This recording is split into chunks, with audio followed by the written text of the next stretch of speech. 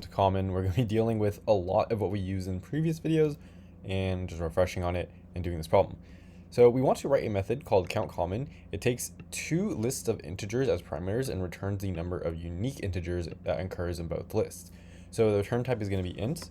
Let's make an int and we'll call this unique instead of equal to 0 originally. We want to use one or more sets as storage to help us solve this problem.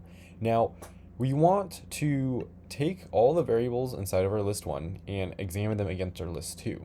So we can basically see if our list 2 contains the variables that are in list 1 when we go through it. However, list 1 might include some duplicates, and that means it's not unique and we don't want these duplicates. That's where our set is going to come in. So set to remove duplicates.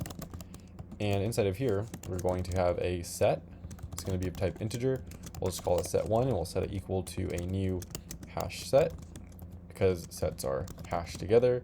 They have no order. It's going to be of integer, and inside of here we'll just pass our list 1.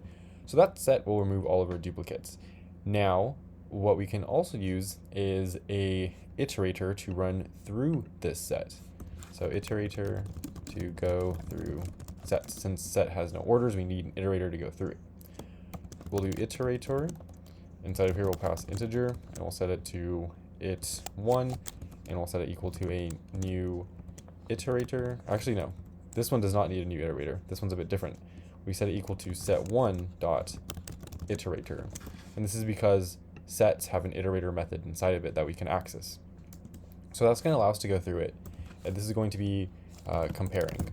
So for our comparing, we'll have a while loop, and we'll run this while it1 dot has next.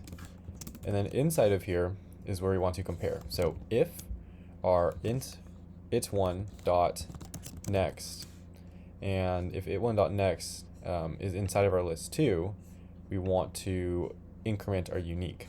So let's actually do if our list 2 dot contains our it1 dot next, then we are just going to do unique plus plus.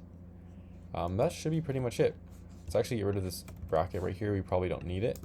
And once that's all done, we can try returning, do a return of our unique type.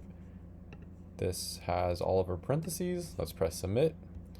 I guess it is missing a parenthesis, and don't know where that could be. Right here. My bad. So have a parenthesis there, a return type there. We'll run our test, and that'll pass 5 out of 5, meaning that this is some good code to help us with exercise 11.7 countCommon.